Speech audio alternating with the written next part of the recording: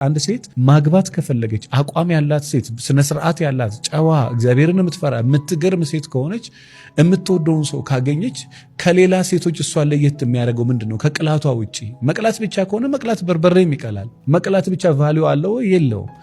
ቸኮሌት ከረር በጣም ቆንጆ ሴት መሆኗ ብቻ ቫልዩ አለው የለውም። በመልኳ ተስቦ ቢመጣም አጣብቆ ሚይዝ ግን ማንነት ሊኖራት ይገባል።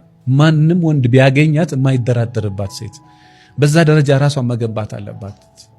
በዛ ደረጃ በነገራችን ላይ ብዙዎቻችን በቃ የምንሰራው ሀብታም ቤት በቃ ለመግባት ነው አይደለም። ቆንጆ ብቻ ነው እንደዛ ራስን አትስራ።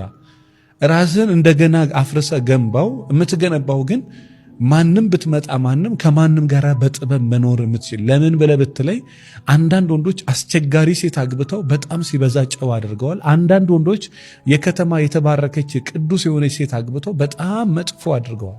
አሮጌ ነገር አዳዲስ የሚጠቀሙ አሉ። አዲስ ነገር አሮጌ የሚያደርጉ ሰዎች አሉ። ስለዚህ በተቻለና በተቻለ መጠን እዚህ ጋር በጣም ሲበዛ አስቡበት። እንደ ማግኔት ስትስባትና ሄደ ስትለጠፍ እኩል አይደለም። ሴት ልጅም ልክ ለምሳሌ አሁን እናንተ እኔን እያዳመጣችሁ የሆነ ቦታ ነው ያላችሁት። አጠገባችሁ ቅቤ ቢነጠር በጣም የክፍለ ሀገር ድሮ የምታውቁት ቅቤ ምንም ብርዝ ቅይጥ ድንዝ የሌለው ነገርና የተደላለዘ አይደለም። በቃ ጽድት ያለ ቅቤ ቢነጠር ኑና ብሉ ተብላችሁ አልተባላችሁ። ጀስ ግን አትራክት አደረጓችሁ።